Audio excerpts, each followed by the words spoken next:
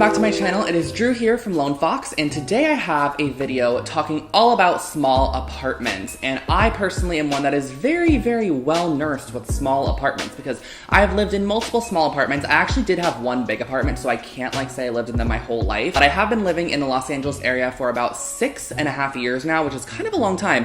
And as many of you guys know, Los Angeles is a pretty expensive place to live. And I lived in downtown LA for 5 years, and then I've lived in Hollywood area for about a year and a couple of months now. The current apartment that I'm in right now, which is only about 800 square feet, which I know sounds a little bit large, but it is a 2-bedroom. So me and my roommate both live here. I have one room, she has the other room, and then we do share the living room, dining, kitchen space, of course. Me and my roommate did actually share literally a 600 square foot studio at one point, and I've actually lived with her for almost my entire time in Los Angeles we've lived together. But today I kind of just wanted to share my 10 top tips if you have a smaller space to just have a very efficient, a clean, a pretty, and a livable space that just really represents yourself, but is also very functional and very livable at the same time. I know I said that 2 times, but that's what we're going for, a livable space that's pretty and functional. Definitely follow me on my channel. You can subscribe below if you would like to follow. I post brand new DIY and home decor content every single week, and you can also follow my Lone Fox Home Instagram account on the screen. And also, guys, do not forget, in my last video, the one I posted previous to this one, I'm giving away 8 prizes for hitting 200,000 subscribers, including $100 Amazon gift cards,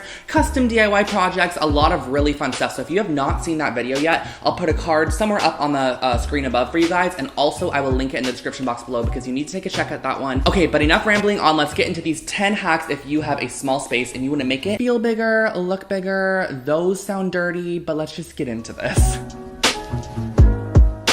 I'm going in full force with the first one because this is probably my biggest tip for someone that has a small apartment, and that is to elevate your bed. I was in college, I learned that I got bed risers under my bed. I was able to store so much under your bed. Your bed is an area where you can literally put whatever junk you want under there and nobody's going to see it, especially if you have either a bed skirt or just a really long duvet that covers it. But the reason for this is that you can put either bed risers or just get a bed that is elevated. I personally have a platform bed, so my bed kind of just goes up like this and then back down. And also keep in mind that if you don't have something like that, you can get bed risers, which give you an instant 8 inches of additional space under your bed. This is a great space for storing anything like suitcases, luggage, and keep in mind, if you do store suitcases under your bed, you can also put more junk in them. Throw it in a suitcase and put it under your bed because no one knows where to put a suitcase in a small apartment. The underbed space is very, very key when you have a small space. Get it off the floor and organize underneath.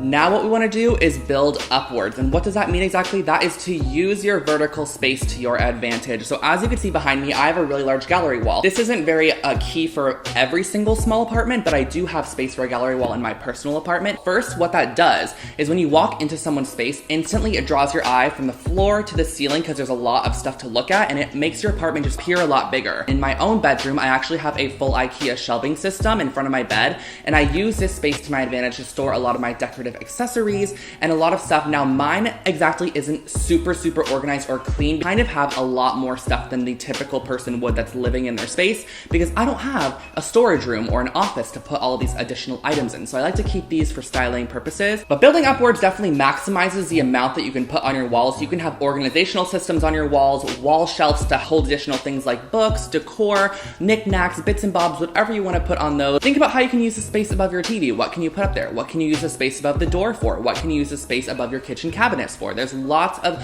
room for using the space upwards that you might not think about.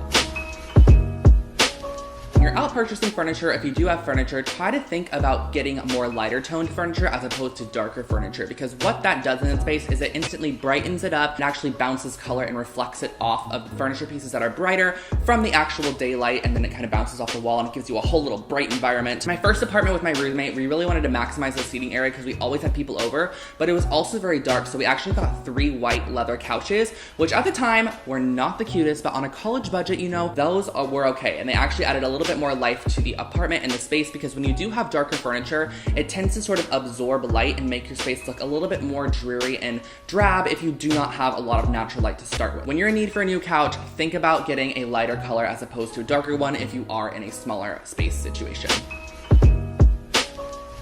This fourth one kind of goes back to the last one about reflecting light, and that is just to put mirrors in your space. Mirrors are amazing. Having reflective elements definitely give a lot more light to your space as well. Mirrors bounce back light everywhere, so when you do have a lot of them in a smaller space, you get a little bit more of a brighter environment. And I personally just think mirrors open up a space so much more and they make it appear a lot bigger. I don't know if you guys have walked into like a restaurant before or a store before where that whole back wall is mirrors and you're like, wow, this store is humongous. And then you end up walking to the mirror and you're like, wow, this is actually just a mirror. I've done that so many times, and you can do that with your space as well. So having a really, really large like IKEA floor mirror on one wall, even just a wall mirror is great to have on the wall. So a circular wall mirror, I think that adds a nice little kind of round element to a space.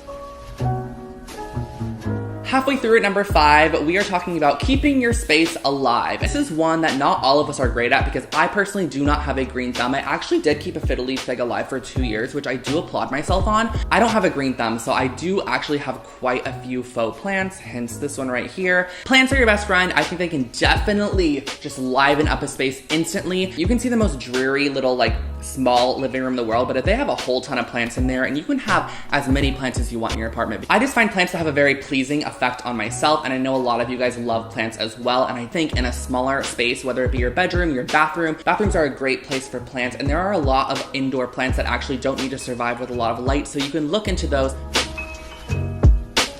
Clutter is not your best friend if you live in a smaller environment, because what this does is just gonna make your space feel jam-packed. I feel like we can all definitely kind of sense this. If you have a cluttered space, if your coffee table's all completely cluttered, if your console's cluttered, if your desktop table, whatever it might be that you have in your small space, your bed, people clutter everything these days, you know, it just happens. I can say that I have done this before as well. I've definitely learned to kind of start putting my things away as I go and trying to conceal them and just keep things off the top of surfaces as opposed to just like really cluttering my desk. I used to do that all the time and have literally everything in the world on top of there, including mail, bills, tax information, pencils, pens, staplers, all that form of stuff. Now it's all in drawers and I try to conceal it and just keep my desktop nice and clean. And so try to keep things a little less cluttered, put things away, store them in boxes, baskets, wherever you can put them, organization systems, underneath your bed as we talked about prior, so.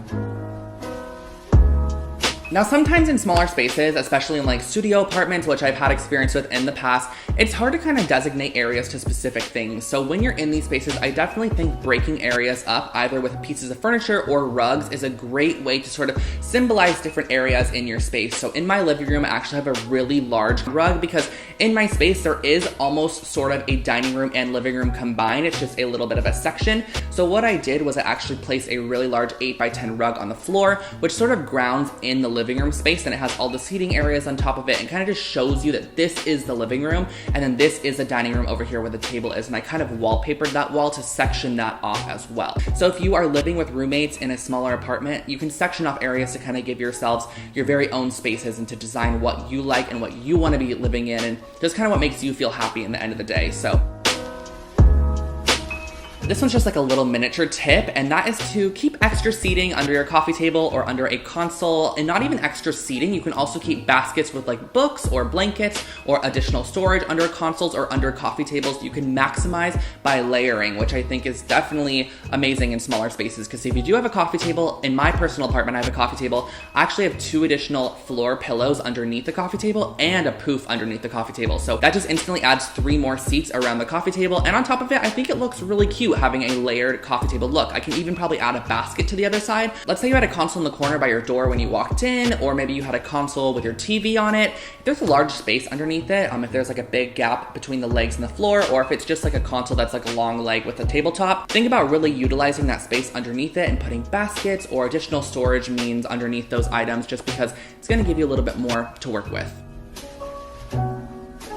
Moving into tip number 9, and this is just to use organizational items for maybe purposes they weren't meant for in the beginning. So a lot of places when you go to them, they have different organizational sections. So there's kitchen organization here, and then there's bathroom organization here, or there's office organization here. Check all of those spaces out, and you can utilize different organizational means for different spaces in your room. I actually have right here, which you guys cannot see, a blanket stand. This is actually a bathroom caddy from Urban Outfitters. A long time ago I got this, and I've utilized it in a bathroom, in my bedroom, and also now in my living rooms. If you're shopping online or if you're shopping in store, definitely check out every section of organization, because you can find stuff that you never knew you needed, find organization that you maybe never thought could apply that was a bathroom organization that you can now use in your bedroom, or you can use in your living room. And then the last tip just adds life to the space. This is number 10, and that is to add texture. I think this is really, really key for anybody that has a smaller space, because sometimes it can feel very flat. And I think that a great way to add texture is with your furniture and your textiles, your pillows. As you can see here, I have a really nice macrame pillow that has a whole ton of texture in it. I also have a leather couch, which adds another form of texture. I have a braided woven rug on the floor. I have a marble coffee table. I have a vintage wood box on top of the marble coffee table. And then on top of that, I have a shearling chair over here. So instantly adding more textures to your space just gives it a more cozy environment, which is very inviting, it's very warm, and it's livable. Like, we all want that in our space. We don't want a cold space, you know? So if your space is super small already, you might as well make it just feel super cozy, because a smaller space is easier to make feel cozy as opposed to a larger space. So, okay guys, so I feel like that was a huge mouthful, and I hope that that can help you out if you do have a smaller space. These are tips I've been coming up with over the past couple of days, and I've been asking my friends and family members if they thought that these were great as well. And me and my roommate kind of just sat down and talked about these as well, because these are definitely tips that we have applied to our apartment. Maybe not all of them in this current apartment, but they are tips we've applied to past apartments, and they are tips that we are going to apply to future apartments. So I hope that you guys did enjoy this video. Don't forget to check out my last video, which I did, which has that 200,000 subscriber giveaway in it, because you are not going to want to miss out on that. And don't forget to also subscribe to my channel for brand new home decor and DIY content every single week. I'm sure there's something you could find on my channel that you're going to like. And without further ado, I think I will catch you guys all in the next one. Have an amazing day. Give this video a thumbs up and let me know which tip was your favorite in the comment section below. That was a lot, and I will let you go now for that. So have an amazing day. Bye guys.